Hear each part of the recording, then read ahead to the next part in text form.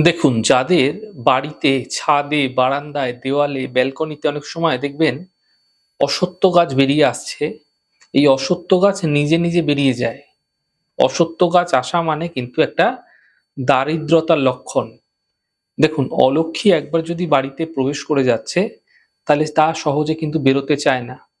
তাই জন্য বলছি, যাদের বাড়িতে ফ্ল্যাটে, বারান্দায়, ব্যালকনিতে সহজেই যদি দেখছেন অশ্বত্থ গাছ বেরিয়ে যাচ্ছে, সেটাকে কি করবেন, রবিবার দিন এটাকে তুলে ফেলতে হয়। কিন্তু ফেলার আগে একটা নিয়ম আছে। সেটা হলো রবিবার দিনকে একটা পাতিলেবু নিয়ে নেবেন এবং এই পাতিলেবুর মাঝখানে সামান্য চিড়ে একটা কাঁচা লঙ্কা নিয়ে একটু চিড়ে আপনারা কি করবেন, লঙ্কাটাকে একসঙ্গে কালো সুতো দ্বারা এবং পাতিলেবু দ্বারা একসাথে বেঁধে মুড়ে অশ্বত্থ গাছ যেখানটা বেরিয়েছে তার তলায় রেখে দিন। সকাল, সকাল করুন এমনটি।